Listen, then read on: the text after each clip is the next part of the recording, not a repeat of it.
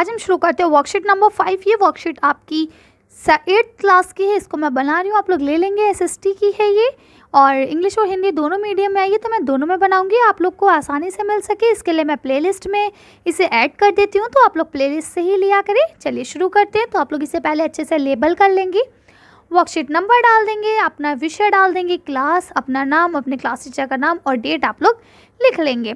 वैसे तो हम लोग संसाधन एवं विकास पढ़ रहे हैं, पार्ट 1 है जिसमें संसाधन के बारे में लिखा गया है। उसी के आज पार्ट का एक हम हिस्सा पढ़ेंगे जिसमें हमें पढ़ना है नवीकरणीय प्राकृतिक संसाधनों का संरक्षण, यानी वो प्राकृतिक संसाधन जो दोबारा से बन सकते हैं उनको हम पढ़ेंगे और उनका हम संरक्षण किस तरह से, यानी उन्हें हम किस तरह से बचा सकते हैं, इसके बारे में हम जानेंगे। हमने जाना कि संसाधनों का संरक्षण हमारे लिए क्यों ज़रूरी है, यानी इससे पहले की जो वर्कशीट्स थी उसमें हमने ये जानने की कोशिश की कि ये जो संसाधन है उनका संरक्षण हमारे लिए क्यों ज़रूरी है। ठीक है, इन संसाधनों में बहुत से ऐसे हैं जिनका कितना भी प्रयोग करो वो कम नहीं पड़ते, और बहुत से ऐसे हैं जो एक ही बार प्रयोग किए जा सकते हैं, जिनको दोबारा नहीं बनाया जा सकता। इनको हम कृष्ण नवीकरणीय और अनवीकरणीय संसाधनों के नाम से जानते हैं। अब ये क्या कह रहे हैं इसके बारे में वैसे हम पिछली वर्कशीट में पढ़ चुके हैं, लेकिन फिर भी मैं आप लोगों को एक बार रिवाइज करा देती हूँ कि संसाधन 2 प्रकार के होते हैं, एक नवीकरणीय होते हैं और एक अनवीकरणीय होते हैं। ठीक है, नवीकरणीय कौन से होते हैं, जो हम यूज़ करते जाते हैं और वो बनते जाते हैं, और अनवीकरणीय कौन से होते हैं, जो एक बार यूज़ करने के बाद दोबारा कभी नहीं बन सकते। ठीक है, जैसे कि पेट्रोल, एक बार यूज़ कर लिया तो वो पेट्रोल दोबारा कभी लौट के नहीं आएगा। ठीक, अब हमने लिखा आओ अब हम नवीकरणीय और अनवीकरणीय संसाधनों के संरक्षण पर चर्चा करें, यानी अब हम इनको कैसे बचा सकते हैं इसके ऊपर आज हम बात करेंगे।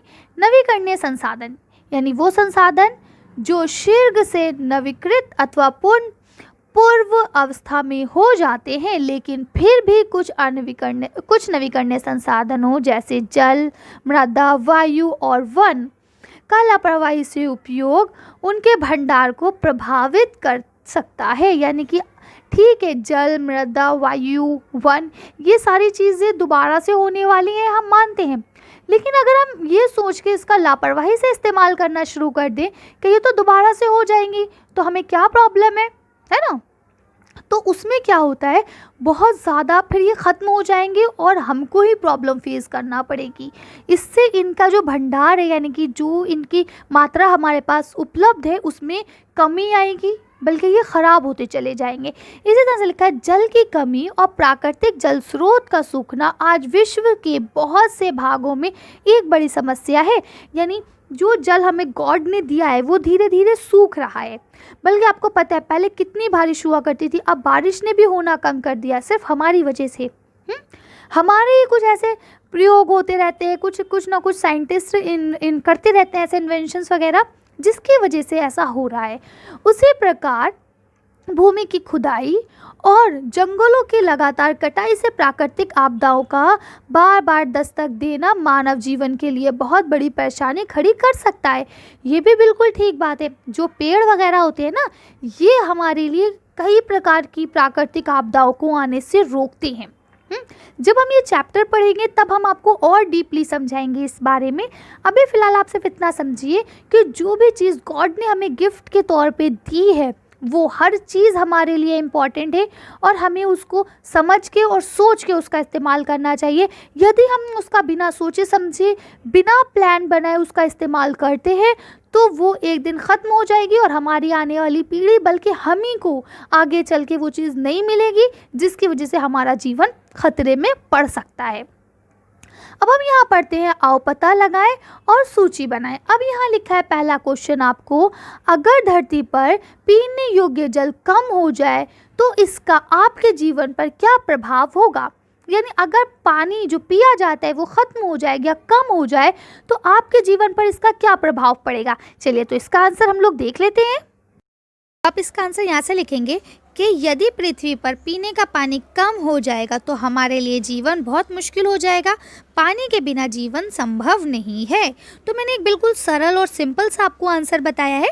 आप लोग इसे लिख लेंगे। इसके अलावा एक्सप्लेनेशन तो आप बहुत ज़्यादा दे सकते हैं कि मतलब अगर पीने का पानी नहीं रहेगा तो हम पिएंगे क्या, हम पिएंगे नहीं तो हम जीवित कैसे रहेंगे, अगर हम पानी नहीं पीते तो खाना डाइजेस्ट नहीं होता, खाना डाइजेस्ट नहीं होगा तो हम कैसे जिएंगे, मतलब बहुत सारी बातें हैं। तो इस वजह से आप इतना सा लिख देंगे तो ये आपकी हर बात को कवर कर लेगा। चलिए नेक्स्ट क्वेश्चन पढ़ते हैं हम लोग। अब आपका नेक्स्ट क्वेश्चन है, अगर धरती पर जंगल समाप्त होते चले जाएंगे तो क्या होगा।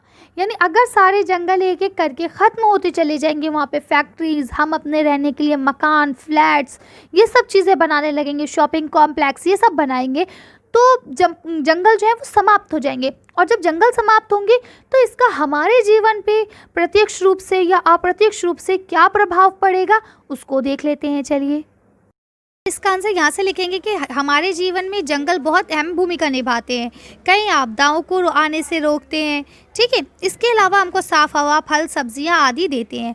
अब अगर ये समाप्त हो जाएंगे, ये ख़त्म हो जाएंगे तो ये सब चीज़ें जो हैं वो ख़त्म हो जाएंगी और इसीलिए हमारा जीना जो है वो बहुत ज़्यादा दुश्वार हो जाएगा, मुश्किल हो जाएगा, बल्कि असंभव हो जाएगा। तो आप इस तरह से आंसर लिख सकते हैं। चलिए आगे देख लेते हैं। देखिए यहाँ क्या लिखा है, यहाँ लिखा है प्रत्येक व्यक्ति संसाधनों के संरक्षण में अपना योगदान दे सकता है। यानी हर इंसान संरक्षण के लिए, संसाधनों को बचाने के लिए अपना योगदान दे सकता है। कुछ उपाय दिए गए हैं, यानी यहाँ आपको कुछ उपाय दिए गए हैं, ठीक। इसके अतिरिक्त आप अपनी समझ से सोच कर लिखें कि आप किस तरह अपना योगदान दे सकते हैं।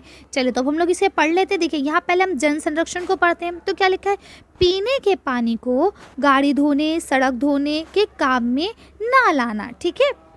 यानी जब गाड़ी जो पीने का पानी है वो वैसे ही सीमित होता जा रहा है तो उससे हम गाड़ी, सड़कें, ये सब चीज़ें ना धोएं, ठीक। दैनिक कामों जैसे नहाना, कपड़े धोना, इस समय जो है पानी को बेकार ना करें। इसके अलावा अब आपसे कहा गया है कि 3 पॉइंट आप अपने आप से लिखिए। चलिए तो अब हम लोग वो 3 पॉइंट भी देख लेते हैं। आपको 3 पॉइंट लिखने हैं। तो पहला पॉइंट आप ये लिखेंगे कि मुंह धोते समय पानी का कम से कम प्रयोग करें। बहुत सारे लोग क्या करते हैं, जब मुंह धो रहे होते हैं तो नल को खुला छोड़ देता है। जितनी देर आप अपने फेस को वॉश कर रहे हैं, आप मतलब साबुन लगा रहे हैं या कुछ भी फेस वॉश वगैरह लगा रहे हैं, तो उतनी देर आप अपने नल को बंद रखें और जब आपको धोना हो, पानी की ज़रूरत हो, तब आप नल को खोल लें। इसके अलावा दांत साफ़ करते समय भी नल को बंद रखें। बहुत सारे लोग होते हैं दांत साफ़ करते टाइम पे ब्रश से दांत साफ़ कर रहे हैं और नल खुला है, पानी बह रहा है, तो ऐसा नहीं करना चाहिए।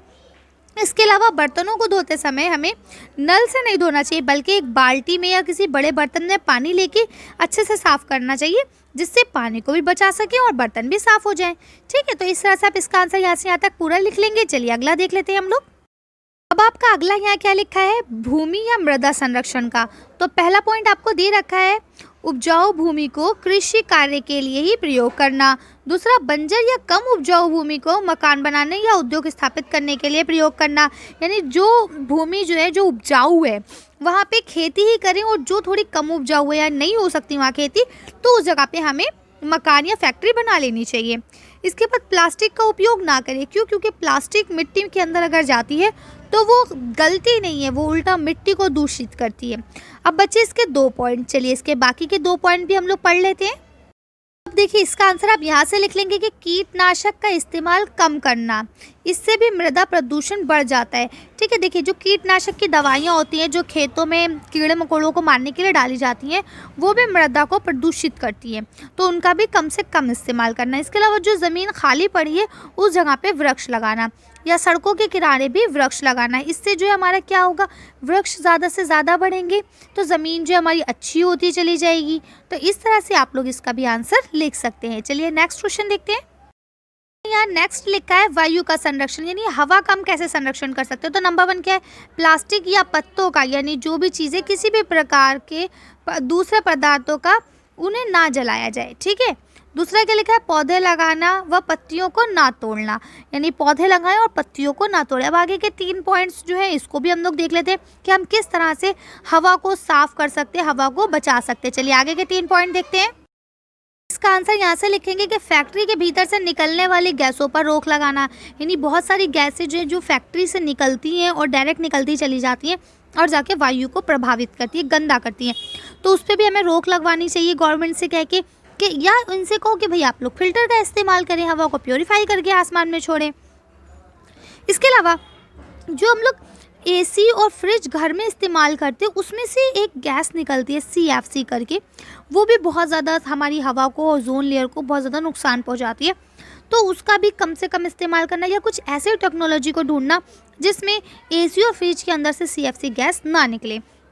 इसके अलावा पेट्रोल और डीजल से जो चलने वाली गाड़ियां हैं उनका प्रदूषण समय समय पे जांच करवाना। देखिए, आपने देखा होगा आपके मम्मी पापा जांच करवाते हैं, अगर उनके पास गाड़ी है, मोटरसाइकिल या कुछ भी, तो वो इस चीज़ का पॉल्यूशन चेक करवाते रहते हैं। ये अच्छी बात है। इससे ये रहेगा कि जब हमारी गाड़ी पॉल्यूशन ही नहीं करेगी तो हमारा हवा भी साफ़ हो जाएगी। तो इस तरह से आप लोग इसका आंसर लिख सकते हैं। चलिए नेक्स्ट क्वेश्चन देखते हैं हम लोग।